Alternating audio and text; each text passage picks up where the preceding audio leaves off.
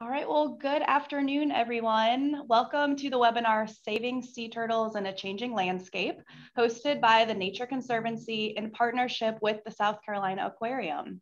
My name is Liz Fly. I'm the Marine Conservation Director for the South Carolina chapter of the Nature Conservancy, and we're really thrilled to have you all listening in this afternoon. Before we get into the great content, a few housekeeping notes from the start. For your best viewing experience, we recommend you click on speaker view, which you can find in the upper right-hand corner of your screen.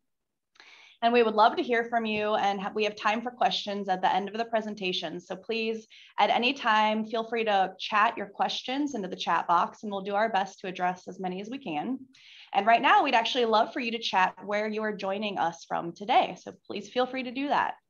We'll also have a couple of polls throughout the webinar, so be on the lookout for those, and we hope you'll participate in those. And we'll actually launch our first poll right now before I introduce our speakers. So this poll is, have you ever seen a sea turtle in person? That should pop up soon.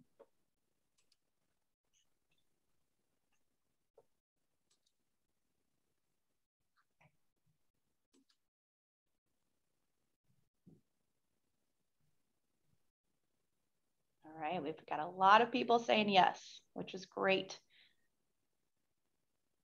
So mostly in nature, on the beach or in the ocean, which is really fantastic. A good number at the aquarium as well. And if you have not seen one yet, please head on down to the South Carolina Aquarium so you can see some there. All right, so again, it's great to have you all here, and I want to introduce our two fantastic speakers for you. On the next slide. As I mentioned, the Nature Conservancy is proud to partner with the South Carolina Aquarium on this webinar today. The South Carolina Aquarium is Charleston's #1 family attraction, and it features thousands of aquatic animals from river otters and sharks to loggerhead sea turtles and fish in more than 60 exhibits, representing the rich biodiversity of South Carolina from the mountains to the sea. Dedicated to promoting education and conservation, the aquarium is also home to the Sea Turtle Care Center, a state-of-the-art working hospital that allows guests to see firsthand the journey of sick and injured sea turtles from rescue to rehabilitation to release. Kelly Thorvalson is the Conservation Programs Manager for the South Carolina Aquarium. Kelly is a native of Georgetown, South Carolina, received her bachelor's degree in marine biology from the College of Charleston, and began working with the South Carolina Aquarium in 1999, a year before the aquarium opened its doors. In addition to helping build the initial animal collection, Kelly managed the Sea Turtle Care Center for 12 years, greatly developing the program, including a major expansion that opened in 2017.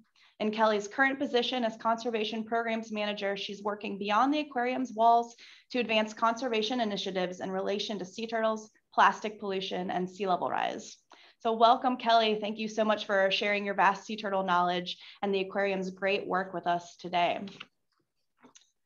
So moving on to Jay Odell and the Nature Conservancy. For those not as familiar with the Nature Conservancy, we are a leading conservation organization working in all 50 states and more than 70 countries worldwide to protect important lands and waters for nature and people. TNC has been a part of South Carolina's conservation tradition for more than 50 years, since its first project in 1969, established in Bidler Forest Sanctuary. Since then, TNC has protected more than 400,000 acres across the state. And in addition to land protection, the South Carolina chapter has programs in freshwater conservation, forest restoration, coastal resilience, and healthy oceans. South Carolina's in-water marine work began in 2015 and is implemented in coordination with the Conservancy's Ocean and Coast Network, which enables collaboration on healthy ocean strategies from Virginia down to Texas. Jay Odell leads the Nature Conservancy's fisheries conservation work in the Southeast US and Gulf of Mexico. He's worked for the Nature Conservancy since 2003, developing and implementing data-driven solutions to address estuarine and marine restoration and conservation challenges at local, national, and global scales. He received a Bachelor's of Science degree in biology from Evergreen State College in 1986 and a Master of Science degree in wildlife and fisheries conservation from the University of Massachusetts at Amherst in 2003. Prior to joining TNC, Jay worked for the Washington State Department of Fish and Wildlife for 13 years, leading fisheries stock assessments, harvest management, and intergovernmental negotiations. Now, I'd love to read everyone's bios ahead just to show the vast wealth of knowledge and expertise that our speakers bring to us. So next slide. So as I think we all know and feel, sea turtles are hugely popular. They're one of those charismatic megafauna that people love to see and to learn about. However, all 4 species of sea turtles found in South Carolina are listed as threatened or endangered. And while a lot of work has been done over the past 30 years to help populations rebound, growing issues surrounding coastal development and ocean conservation threaten these populations. So today we'll hear from Kelly and Jay about how local and global conservation groups are working together to protect these endangered species and what you can do to help ensure that sea turtles have a future in our oceans. So without any further ado, I will pass things over to Kelly. Thank you so much, Liz, and thanks to Nature Conservancy for inviting me to be here today. Anyone that knows me knows I could go on at length about sea turtles. I enjoy talking about sea turtles, so I'm excited to be here. Sea turtles are ancient mariners that have remained essentially unchanged over 100 million years. Their populations are threatened from coastal development, accidental drowning in fishing gear, international trade in turtle meat, eggs, and other products, among other impacts. There are 7 species of sea turtles found around the globe, which is pretty remarkable that there are only 7 species found around the globe. Pretty amazing. 6 of those 7 are found in US waters. All of those are protected under the Endangered Species Act. And 4 of those species are found right here off of South Carolina's coast. And I'm just going to walk through those 4 briefly with you. The leatherback sea turtle is the largest of the sea turtles, reaching weights of about 1,500 to 2,000 pounds. So these are like little cars in the ocean. They're huge. They're the only species without a hard shell. They have leathery skin that covers a mosaic of bones, and that bony structure allows them to dive to great depths, even up to 3,000 feet in the ocean. Pretty incredible stuff. Kemp's Ridleys are on the opposite scale of leatherbacks. They're the smallest turtle, reaching max weights of 100 pounds. They're the most endangered of the species, but actually the 2nd most common in our waters here in South Carolina. Green sea turtles are the largest of the hard-shelled turtles, clocking in about 500 pounds max, and they're the only species that are vegetarians as adults. And then our beloved loggerheads. This is South Carolina's state reptile. They're known and named for their large heads and their powerful jaws that are essentially built for consuming hard-shelled prey like whelks and crabs. So I'm going to talk a little bit about life cycle, but life cycle for sea turtles really differs slightly depending on the species. So I'll speak specifically about loggerhead sea turtles off of our coast. Their life cycle begins when a nesting female comes in and digs her nest on the beach. They typically come ashore at night, and they lay a clutch of anywhere from 100 to 150 eggs.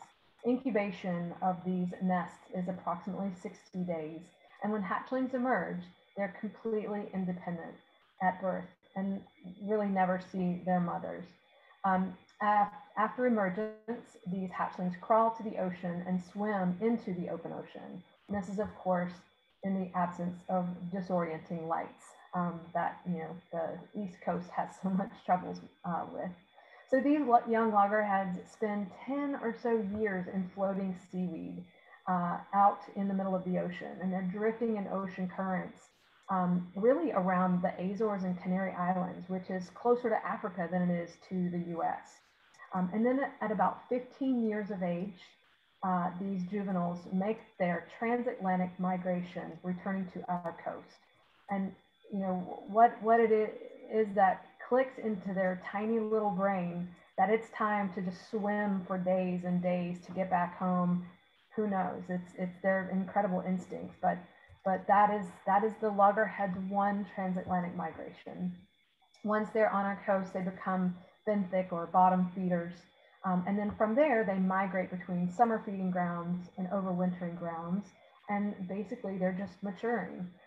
They take about 30 or more years to reach sexual maturity, which is the case for both greens and loggerhead sea turtles.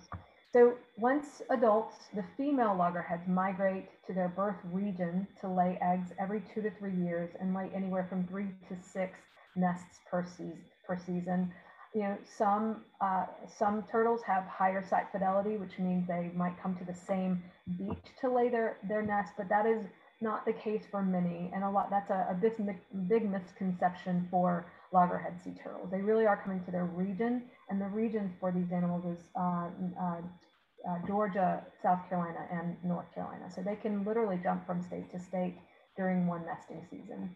The adult males migrate annually from their feeding grounds to their mating grounds. And then once mating season is over, which only takes place for about a month, they move back to their feeding grounds.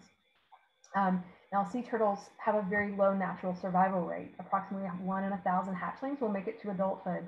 And when you couple this with threats in the ocean, that number drops significantly. So South Carolina beaches serve as important nesting grounds for loggerheads, and there's a tremendous amount of effort that goes into protecting the nests as well as the hatchlings. To date, loggerhead, green, leatherback, and Kemp's Ridley sea turtles have been recorded nesting on South Carolina beaches, although loggerheads far outnumber the others. The South Carolina Department of Natural Resources is the primary agency overseeing sea turtle activity in the state, but the U.S. Fish and Wildlife Service, the South Carolina Department of Parks and Recreation, Coastal Carolina University are also involved in nest protection on particular beaches. So altogether, more than 2,000 individuals participate in nest monitoring activities in South Carolina each year. And we will add a link to the DNR Marine Turtle Conservation Program in the chat for you, so you can learn more about all of the activities, sea turtle activities in the state. The Cape Romaine National Wildlife Refuge is east of McClellanville and hosts the largest aggregation of sea turtle nesting north of Cape Canaveral, Florida. Since the late 70s, over 2,000 nests are laid on Cape and Lighthouse Islands. And that certainly has gone up and down over the years, but right now over 2,000 nests is very typical. These Cape and Lighthouse Islands, I will point out with these arrows. They are small, narrow stretches of sandy beach that measure approximately 7 miles together. So imagine 2,000 nests on 7 miles of beach. Cape Romaine National Wildlife Refuge is managed by the U.S. Fish and Wildlife Service, and I highly encourage you to keep up with the happenings of the refuge by liking their Facebook page if you are on Facebook. I just saw a couple of days ago, they had a 60 nest day, which is unfathomable. Back when I was helping a few years ago with nest protection out here, a 30 nest day was huge, and now that 60 nests a day, and it's really just a matter of how much dry space they have on the beach to put these nests. South Carolina is a leader in sea turtle conservation, both in the U.S. and around the globe, and this is primarily because of the innovative and tireless work of Sally Murphy. And I'm sure many of you on this webinar are familiar with Sally. Sally began working with DNR in the mid-70s, and at that time there was no turtle program. There were a few random sea turtle research projects, and I guess now is a great time to note that actually the first sea turtle research in North America was on Cape Island in the refuge that I just talked about, and that started in 1939. So when Sally began, incidental bycatch of sea turtles and shrimp trawls were causing hundreds of sea turtles to wash ashore dead on South Carolina beaches every year, and really was a major threat to the survival of sea turtle populations. So in addition to analyzing nests on various islands to get an understanding of nesting patterns, Sally went head to head with our state legislature and shrimpers for years, and ultimately succeeded in having turtle excluder devices, or TEDs, mandated in South Carolina shrimp trawls a year before they became federally mandated. Sally began the first nest protection in the state. They were being researched, but not protected. And so nest protection is very different than research. So first nest protection in the state, and really some of the first along the entire eastern seaboard. She actually co-led the writing of the first sea turtle recovery plan that existed for sea turtles. Her volunteers started some of the first lights out ordinances in the region, and Sally hosted the 3rd, 6th, 10th, and 13th annual sea turtle workshop right here in Charleston, a meeting that would eventually become known as the International Sea Turtle Symposium, which I think we're in the 41st or 42nd International Sea Turtle Symposium now. COVID has thrown those numbers off a little bit. But this symposium moves from country to country. It's all over the world, and it hosts over 1,000 attendees from over 75 countries. It's a big deal, and it got its start right here in the Southeast and partly in Charleston. So here's a more recent photograph of Sally and myself at an aquarium event, recognizing Sally for her work, and that is an ID panel that recognizes her. And then she recently came out with an incredible memoir called Turning the Tide. I have laughed and cried with this book. It is absolutely incredible, and it really is just such an inspirational book, and a reminder to be relentless in your passions and to fight for what you believe is right. This is what Sally did, and this book is an incredible way to show her work. So Sally came to us just after we opened our doors in 2000, so about 21 years ago, with a sick loggerhead, and his name was Stinky, which was suitable for that animal and probably for many more that have come into the aquarium since. But the turtle was rescued in Port Royal Sound, and although we had no open tanks at the time, we had everything else we needed to successfully treat a sick sea turtle.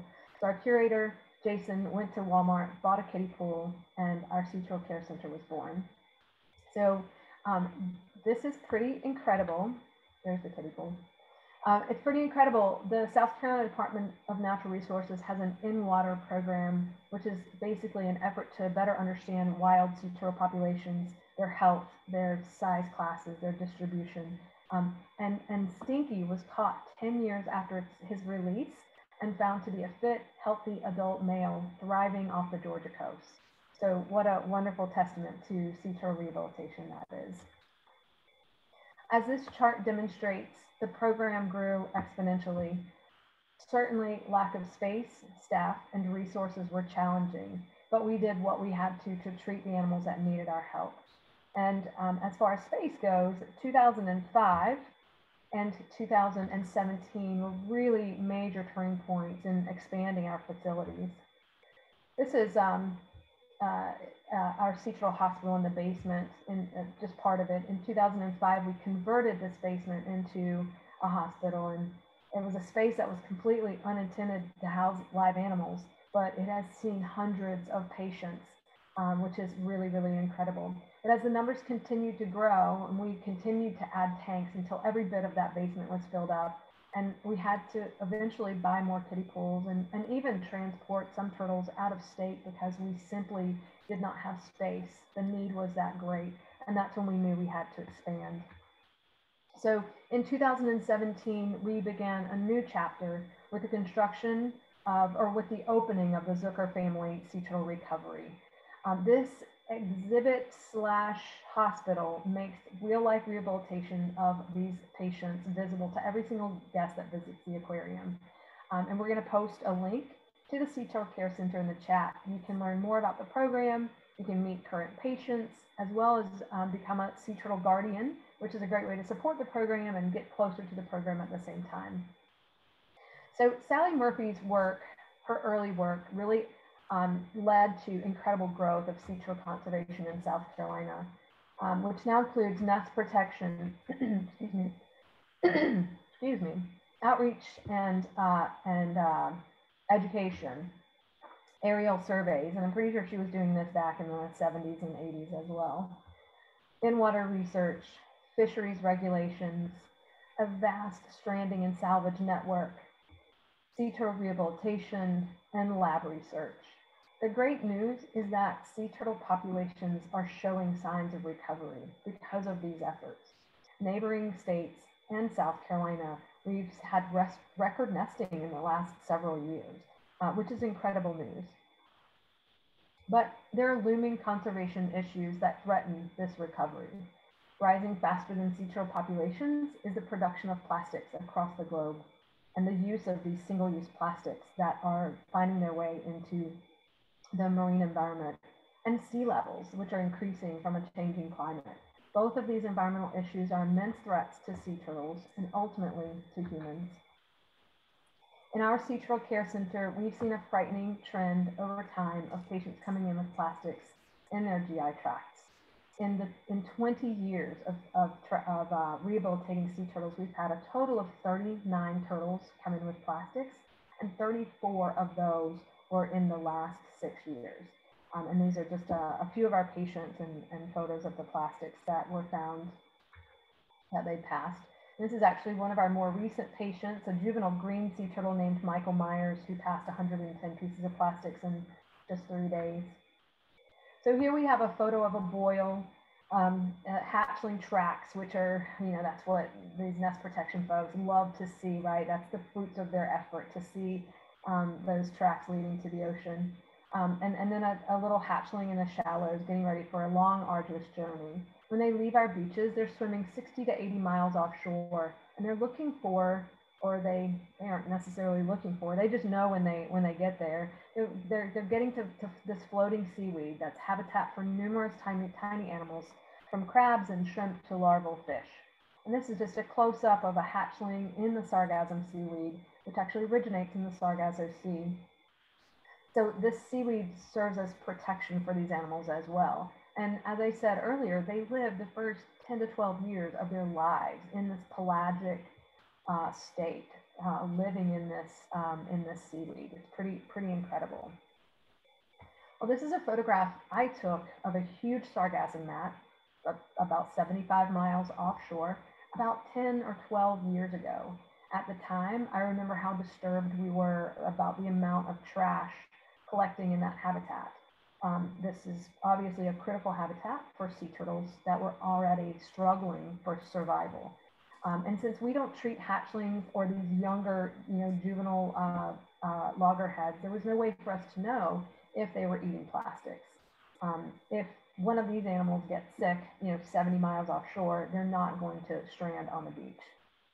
But it only took a few years for us to find out that our sister facilities who do get stranded hatchlings and yearlings, that they are finding them with guts full of plastic. These are the stomach contents of deceased hatchlings that washed along the Florida coast one summer. And we're getting the same reports year after year, even more reports actually. And then even more recent research shows that hatchling sea turtles are actually more likely to eat plastic than their older counterparts, partly because they're not as discerning in their choice of prey, and partly because they're living at the surface of the ocean, which is inundated with this small, broken down pieces of floating plastic. It's just the right size for these unsuspecting sea turtles. So, the aquarium has always had conservation at the core of our mission. We provided that through education and within our walls for many, many years. But in 2015, we created a conservation department to work beyond our walls on critical conservation issues, and made the best decision to hire Albert George to lead the effort. For anyone who knows Al, I'm sure you'll agree. So with sea turtle conservation at the core of our mission, it didn't take long to know that plastic pollution and sea level rise, two of the greatest threats to sea turtles and to us, would be top priorities. One of the first significant investments we made was breaking down plastic, a one-day global summit around plastic pollution that was entirely solutions-based. Some of the best minds in this space gathered in Charleston for this event, including actor and environmentalist Adrian Grenier, who kicked off the event. It was at that summit that we kicked off the first of our citizen science projects aimed at mitigating plastic pollution, the Litter-Free Digital Journal. This project, similar to all of our citizen science projects, is a tool to help communities identify local environmental issues, giving them full access to the data so that they can use to help inform solutions to those issues in their communities. And you can access these projects by either downloading the Aquarium Citizen Science app on your mobile device or on the web. We will put a link in the chat box for you about this. All right, here's the Litter-Free Digital Journal. So we encourage anyone and everyone that is concerned about litter and plastic pollution to be part of the solution by tracking any litter you pick up in the Litter-Free Digital Journal. We've expanded our work throughout the state around plastic pollution because ultimately we're all connected through this intricate web of waterways. And ultimately, you know, plastic that is in whatever region of the state will make its way to the ocean through our watersheds. All of the hexagons on this map represent hundreds of litter observations, which is pretty incredible. Litter data has been used by community members to inform businesses as well as inform many of the 19 single-use plastic bans in South Carolina. It's really cool to see people of all ages, including this young gentleman here, making their voices heard in front of their local leaders. But we need all voices. We need everyone to have their voice heard on these issues. So in relation to climate change and sea level rise, shortly after creating our conservation department in 2015, the aquarium launched the Resilience Initiative for Coastal Education. The acronym RICE is an intentional homage to the Western African slaves who came to our shores with a sophisticated understanding of the delicate balance between land and sea, and created an unprecedented rice culture that became the backbone of this economy. With great partnerships, our first rice project was hosting town halls and community conversations up and down the coast, from Savannah to Myrtle Beach. And this was an opportunity to really get what was at then a very high level conversation between elected leaders and scientists to the people, to communities that weren't hearing about this information. This is really, I mean, it's a big topic of conversation now, but I'm telling you, it wasn't in 2015 and 16. And so this was an important connection we needed to make to communities on the coast. And we made sure that diverse audiences were represented, particularly those that didn't have access to the science or social media. So one of the things the aquarium does best is distill high-level information to a level that people can understand. It's just one of the things we do, and so that was part of the case with this series of town halls. It's also why we created our own sea level rise viewer. Many viewers are not very intuitive for the average citizen to understand or work. So we worked with a local tech group, Rock Technologies, to develop sea level rise, so people could very quick and easily see what 1 to 6 feet of sea level rise look like in their community or at their home. And we'll add a link to the Sea Rise app in the chat box. So this is the homepage of Sea Rise. It's dialed into the Charleston area with 1 foot of sea level rise. You've probably heard the statistic before, but we've seen a documented foot of sea level rise in the Charleston Harbor in the last 100 years. But we could easily see another foot or the next foot in the next 20 years. This doesn't bode well for sea turtle nesting beaches. So this is a slide of the entire South Carolina coast from our sea level rise viewer that with a nesting density layer, which is really cool. It's something that our viewer has. The red is high density nesting beaches, and that is the Cape Romaine National Wildlife Refuge, and that is Botany Bay and Botany Bay Plantation. Those are the only really high density areas in our state. The green is, the yellow is medium density, and the green is lower density areas. So let's go back to Cape for a minute before I zoom into what 1 foot of sea level rise looks like. These are some pictures I took a few years ago. You see severe erosion, dune scarping, and then all of these relocated nests.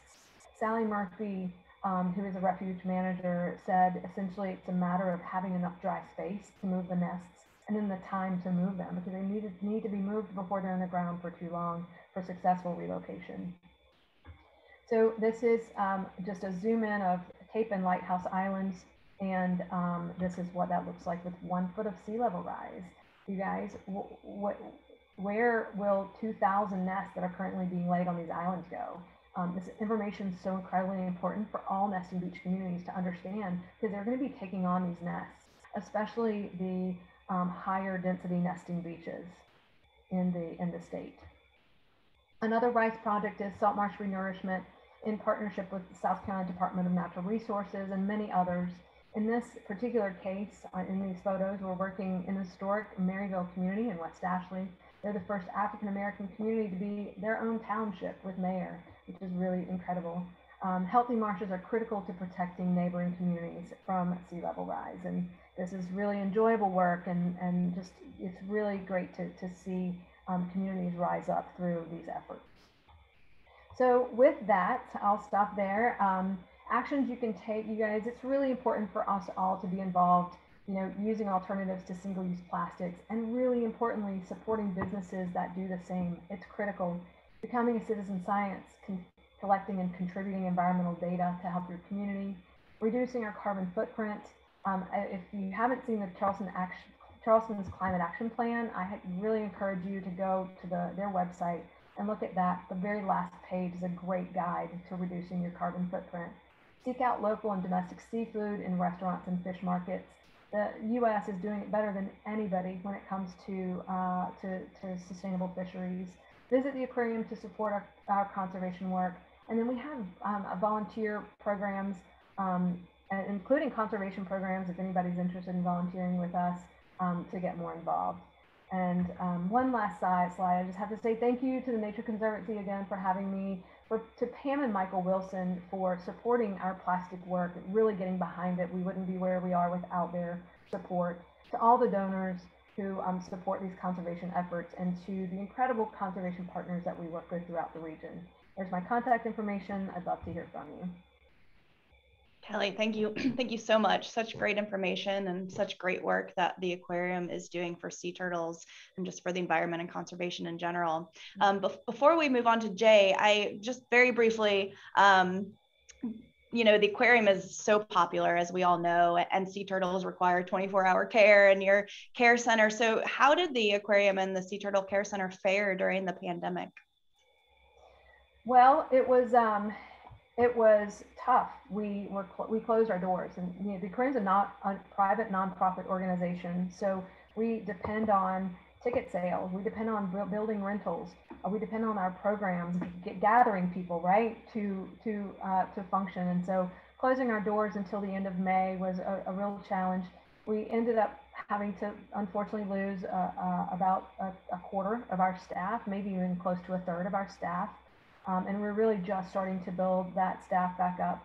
But the animals needed our care, and the sea turtles kept coming in. So, I mean, we obviously had to have essential employees on site working every day. And our education department made a huge pivot to do online programs.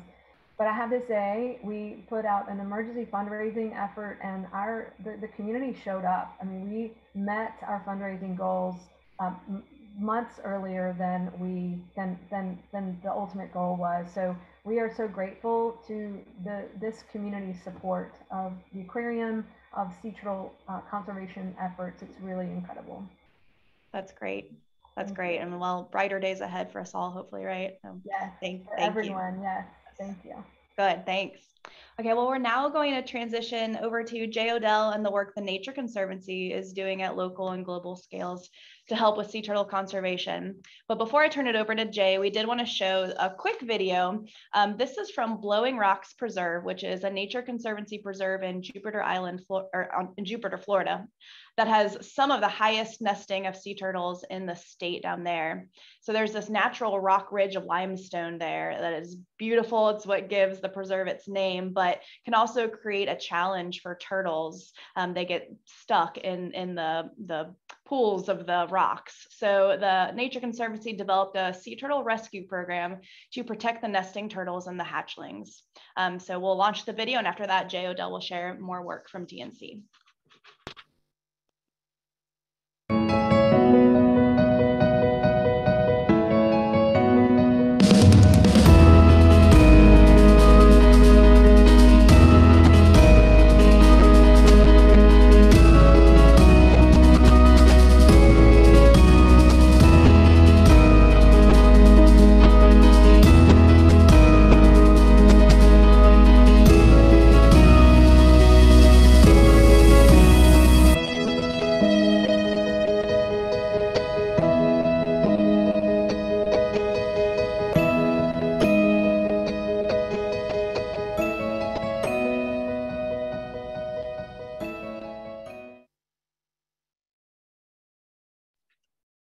All right, over to you, Jay.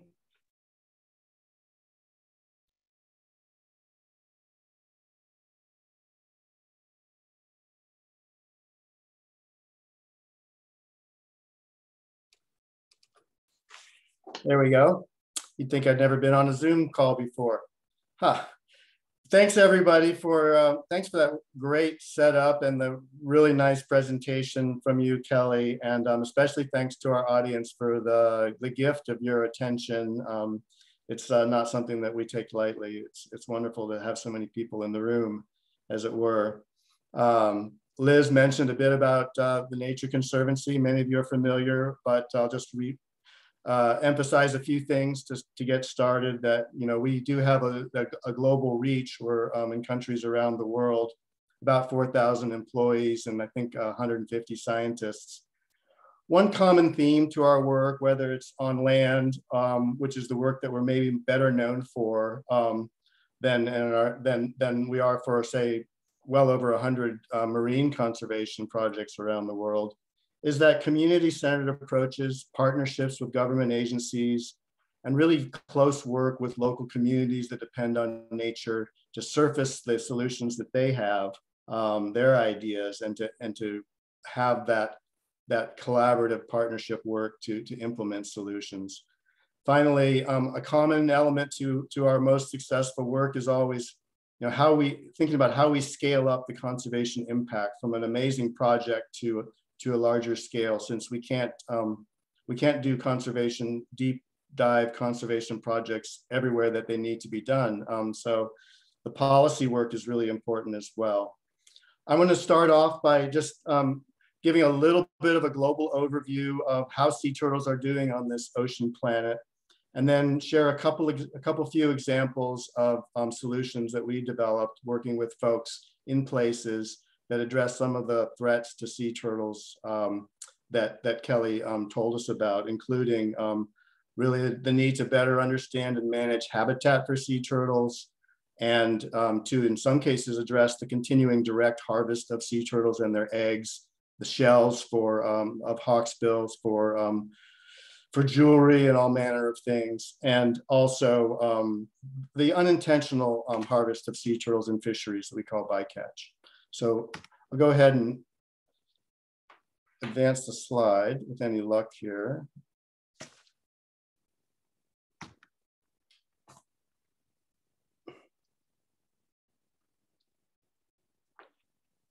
Huh.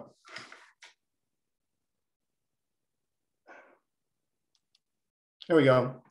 Little lag. So the letters on these little circles aren't so important. They refer to the species names of sea turtles. And sea turtles, the different species like South Atlantic loggerheads, caretta, are divided. The scientists who track global abundance of turtles divide up the populations of sea turtles into these management units. And there's 17 management units shown here on the chart, and the green ones are areas, and they're areas where the nesting abundance data efforts that, as similar to as Kelly described, all over the world, people counting nests in a very rigorous and consistent way for years and years. Out of 17 of these, 12 of them are showing increasing trends. So all of those efforts on sea turtle conservation are working. It is possible to save sea turtles. The red areas are areas where there are still some pretty endangered populations. Things like West Pacific leatherbacks and hawksbill turtles.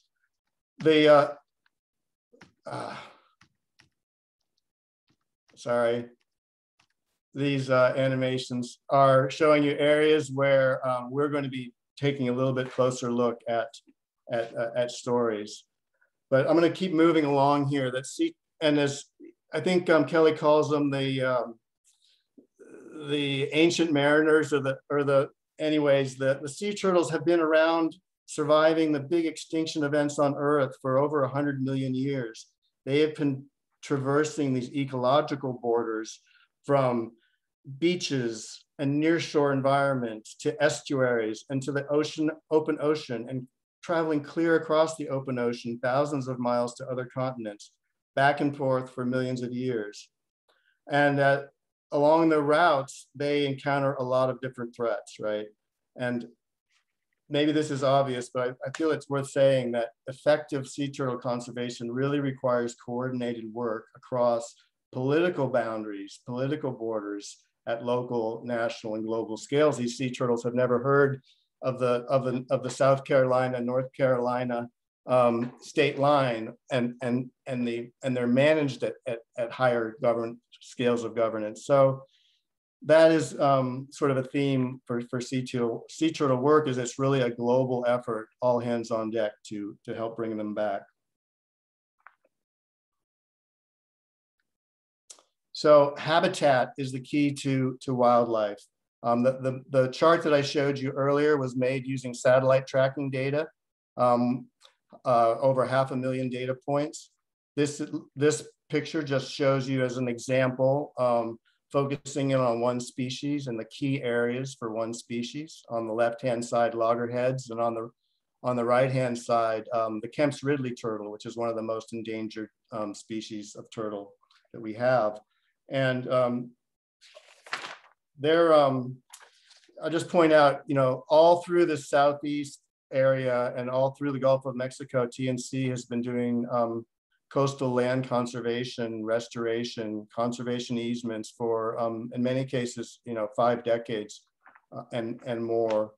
And really understanding where important habitats are, not just the beaching, the nesting habitat on beaches, but the migratory paths is really going to be key. And it's really a theme of all of our work.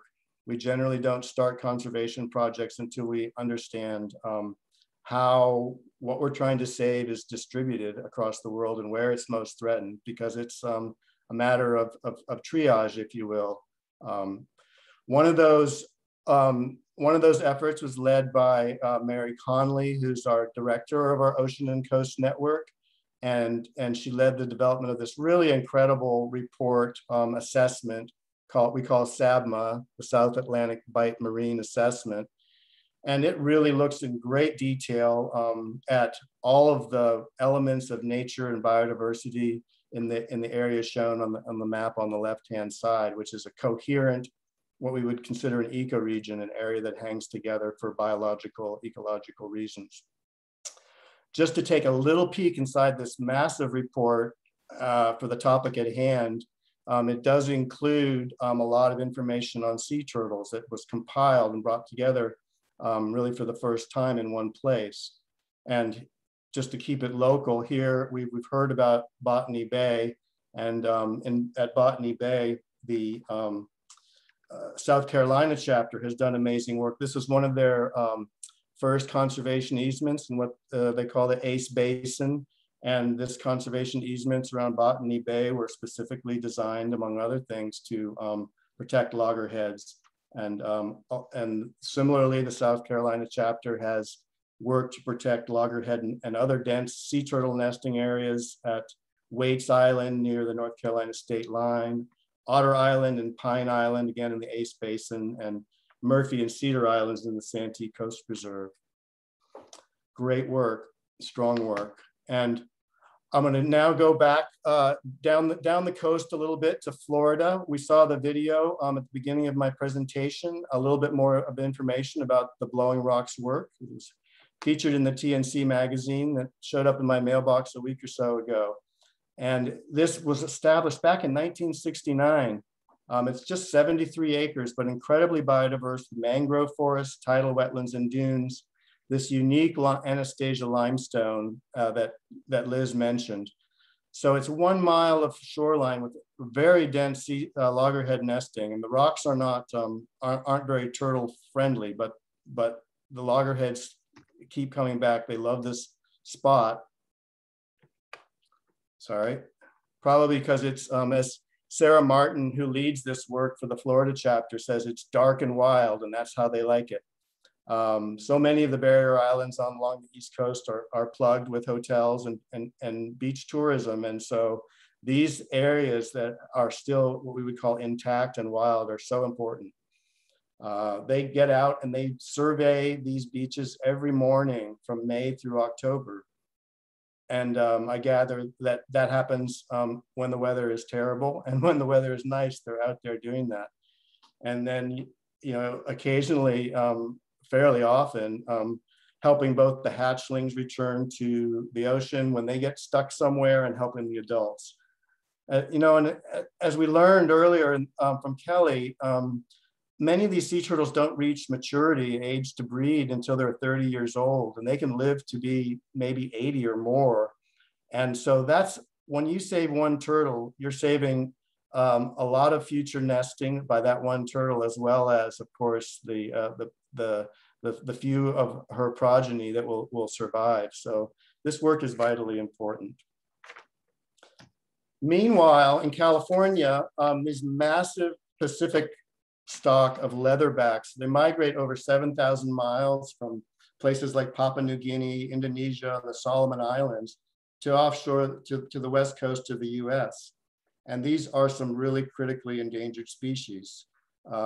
With these satellite tags, we're starting to understand the routes, and really, it's amazing how much is still left to be discovered about what the turtles are doing and where they're going. This is all being revealed a lot through the satellite tagging work. I would like to focus a little bit on the other side of the world. So that the sea turtle that we saw in the preceding picture had traveled about 7,000 miles from somewhere around here, west to, east to the west coast of the US, and to gorge on jellyfish. They just love jellyfish. But one of the most endangered populations that's not improving overall for the whole stock is the hawksbill turtle in the nation of the Solomon Islands, at this one rookery called the Arnavon Islands. And the history of the rookery that's right here is really of overexploitation, conflict, and violence for hundreds of years. It started, I don't know when it started, but in the 1800s, headhunters from New Georgia would periodically raid the islands to collect hawksbill shell, which they needed to trade with European whalers for things that they wanted. Well, fast forward to the 1970s, and this population was really hanging on by a thread in severe decline. And the national government of the Solomon Islands declared the whole area a turtle sanctuary and banned the harvest of turtles. Well, in the cultural context here, the turtles were super important for subsistence, for ceremony, and really an important part of the culture of the people there. And the locals basically responded, some of the locals responded by burning down the field station and all the infrastructure pretty promptly after it was put into place. Then some years went by, and in 1991, TNC started a project there. We started to work with the local folks there, which included three tribes or indigenous groups speaking 3 different languages in that one small area, who all wanted to continue to harvest those turtles to some extent. Well, after about 5 years of work and really, work and really understanding where they were coming from and working with the community, this conservation area was established. It's a long story. I can't really do it justice, but we're going to see a 3.5-minute video that tells a story way better than I could.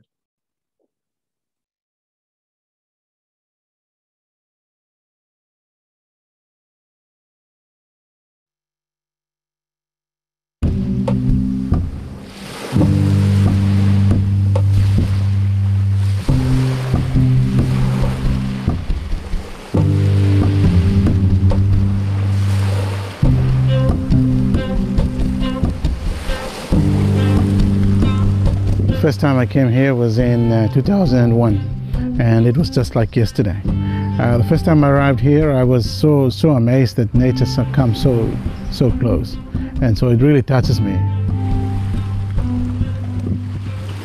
There are 2 species of sea turtles that are found in the Arnavon. One is hawksbill turtle, and the other one is green turtle.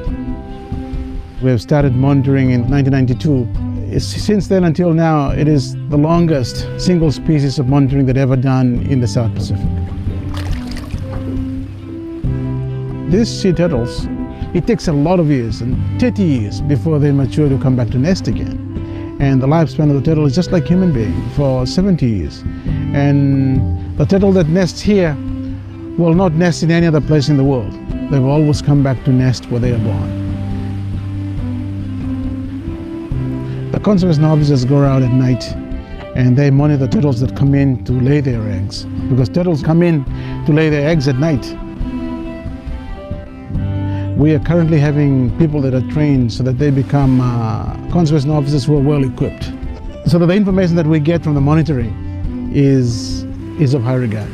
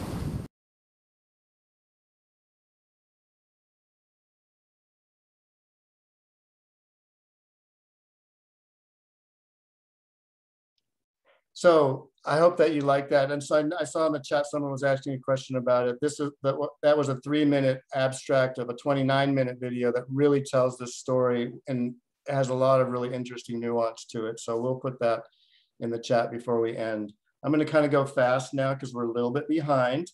We can take on, we really want to make sure we have some time for questions, but this was has been such a success story. It's been recently published in peer-reviewed science journals that basically this is the first known evidence of recovery for a Western Pacific hawkbill rookery, with the number of nests doubling since we started intervening back in the early 1990s.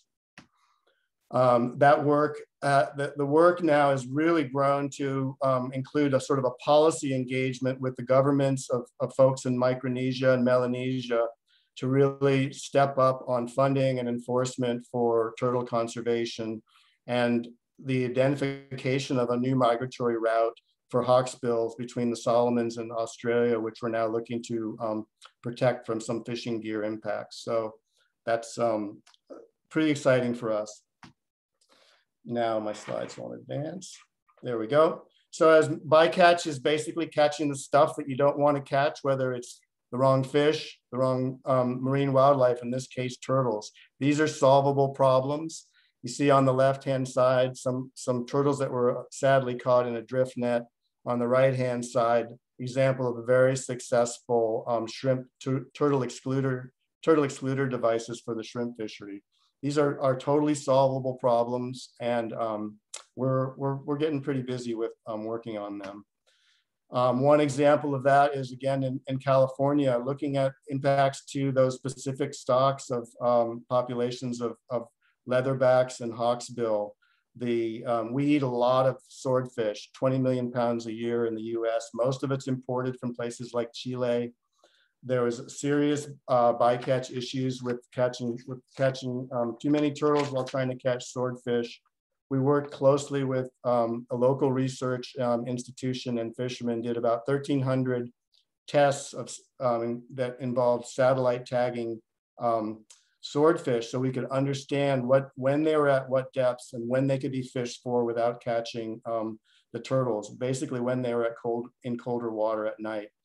Super successful. Basically, fishermen were skeptical at first and then really happy that they were able to maintain their catches of swordfish. And then they didn't want to kill sea turtles, for the same reasons we don't, and also increase their labor costs. And there's some other issues. So now we're expanding this work to Chile, which has a much bigger swordfish fishery, and doing some exchanges with fishermen between Chile and the west coast of the U.S. So we're excited about scaling up this approach to hopefully save a lot of sea turtles in Chile as well. Finally, electronic monitoring or putting cameras on boats is a big focus of our work these days. If you can't measure it, you can't manage it. And we've been basically flying blind with a lot of our fisheries. So putting cameras on boats has been a real game changer for a lot of fisheries, especially when it's combined with artificial intelligence, where basically you can get these really valuable streams of new data off of the fishing vessels. You can see what practices are increasing bycatch and which ones are not, and basically bringing full accountability and transparency to the fishery. We recently inked a deal with Thai Union, which is one of the world's largest seafood companies that has brands you've heard of like Bumblebee Tuna, excuse me, not Bumblebee, Chicken of the Sea. And they are committed now to having cameras on all of their large-scale tuna fishing boats and their other fisheries throughout their whole supply chain by 2030. So we think that's going to, that work is really taking off, and it's exciting. So that's basically, I will just sum up by saying, what conservation groups are trying to do with a lot of help from citizen science and others is understand what's happening at different scales with abundance, identify and map the habitats, work with everybody to protect the key sites and to give turtles safe passage along their whole migration routes, particularly with climate change, evaluate and manage the protected areas, adjust them as needed. And it's really going to take a lot of patience and continuity of purpose. There's no silver bullets in this game. So that's all I've got. And thank you for your attention. Awesome. Thank you, Jay, so much for all that great information and all these beautiful pictures of sea turtles and the great videos, which we'll be sure to share the links. We will send out a follow-up email, and that will be a wealth of information and links for you all to click on and explore further. And I know we are at our 2 o'clock time. There's just so much information to share on sea turtles. If anyone wants to hang with us for just a couple more minutes, we haven't had many questions come in the chat. If you have any, please feel free to type those in. We did have a couple submitted in advance, so we'll just cover those in the next couple of minutes, and then we'll call it a day. But Jay, for work with the Nature Conservancy, are there plans to protect further coastal land for sea turtles in particular? What's kind of the strategy for coastal land protection? Yeah, great question. The short answer is yes. It's really important to identify beaches that have intact uplands and to protect those uplands as well as the beaches, because over time, those beaches actually the sand, the habitat can migrate with sea level rise in some cases. So there's a big effort to prioritize protection of coastal watersheds, and the beaches, not just here, but around the world. Great. Yeah, thanks. Yeah, like you said earlier, we don't know what to protect if we don't know what's there and what it is, right? And so we are doing this large scale resilient coastal mapping analysis that will help identify those great sites. So thank you. Kelly, we talked about the pandemic. So is everything open now at the aquarium, and is the Sea Turtle Care Center open and everything open for business? Yes, the Sea Turtle Care Center never closed, but we have been at, I think, 30% capacity for a long time until just the last few weeks. We've just started increasing capacity, which is really exciting. But we're still, our staff is still masked, and we're still, not all staff is working on site yet. We're still just taking precautions to keep staff and animals as safe as possible, and of course our guests. So come see us. Good, good. And Kelly, another one quickly for you. How do you identify a sea turtle nest on the beach? And then what action do you take if you find one? Well, there are walkers, volunteers that volunteer for the Department of Natural Resources or those other entities that walk every single morning between in nesting and hatching season. So from May 1 through really October.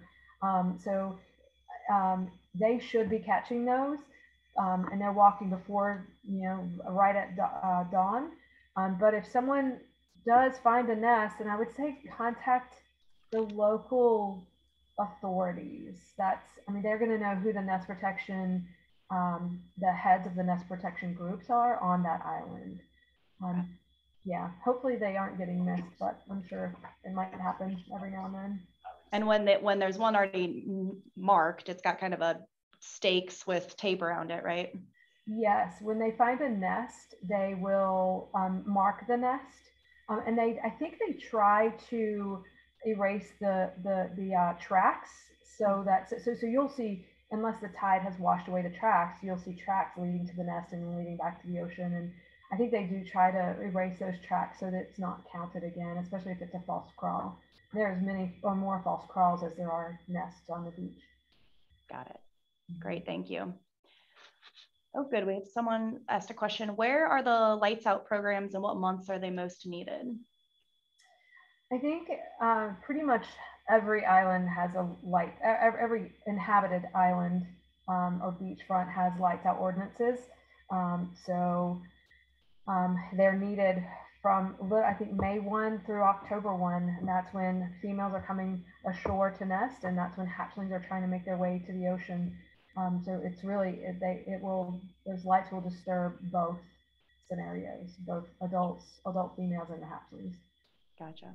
Great, thank you. Mm-hmm. So I want to ask a kind of bigger picture question. I'm going to bring in Mary Conley, who's our TNC's Southeast Director of Conservation, into this one. There's a lot of ocean uses out there in the past several years. There's been a lot of talk about oil and gas exploration and particularly seismic testing. And so we did get a question about impacts to sea turtles from seismic testing and what's kind of happening off the waters in South Carolina right now. And Mary's our resident expert on that. So we wanted her to jump on and answer.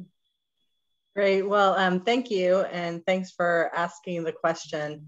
In terms of the impact of seismic testing on sea turtles, it's definitely an area that has less study done on it than you have with marine mammals, which have such a clear relationship between noise and how they communicate with one another. However, there is research going on. It is considered, because they are endangered and threatened species, they are considered in any type of management actions that take place when a survey were to happen. And we need to think about things like vessel strikes or potential impacts from some of the gear that gets used, as well as the noise pollution. In terms of the current status, over the last several years, there was talk about opening up the Atlantic coast, including the coast of South Carolina, to offshore oil and gas. And there were 6 companies that put in requests for permits. Those permits have all expired.